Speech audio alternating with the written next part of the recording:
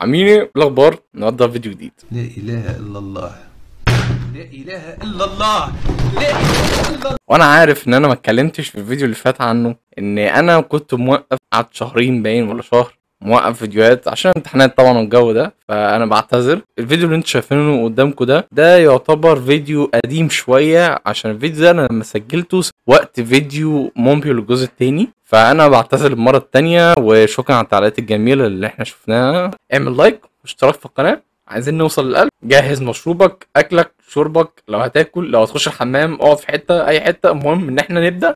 تسمحوا لي اشخر. في اوقات كده بنحب الشخصيات الكرتون، بس في شخصيات كده من ساعه ما بتظهر انت نفسك ما بتحسش ان انت يعني منجذب ليها، تحس ان هي وحشه. من ضمن الشخصيات اللي انا ما انجذبتش ليها وانا صغير يعني كان شخصيه ميكي ماوس.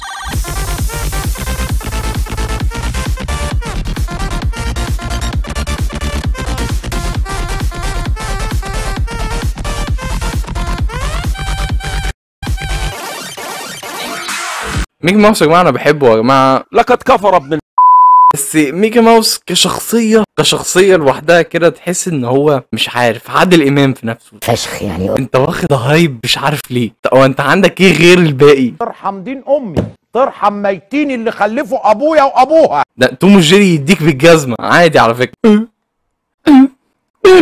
احلى مسا على اللي هيشترك في قناه دلوقتي وقتي واللي مش هيشترك دلوقتي طلع دي ايد امه. لقد عدنا. فاحنا هنجيب الاسباب المهمه اللي بتخليني انا اكره ميكي ماوس، عشان انا بكرهه جدا الصراحه. وانا طبعا انا مش بجبرك على حاجه، مش بجبرك على الراي او معين او حاجه، انت ليك رايك واكتبه في التعليقات. يلا نبدا الفيديو. ابعت اللوكيشن جالك دلوقتي انجز.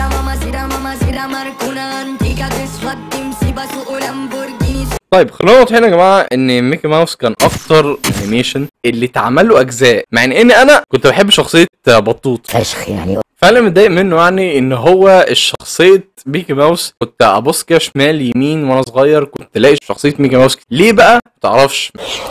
صدقني انا لو اعرف اقول لك، انا ذات نفسي مش عارف.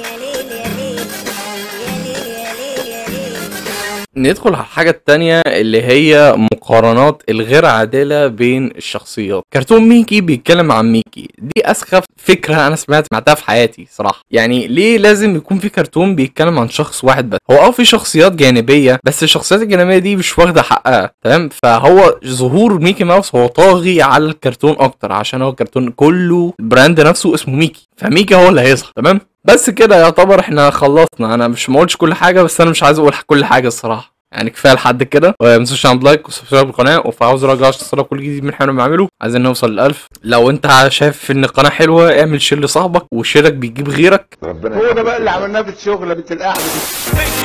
Thank you. Get fucked to kind.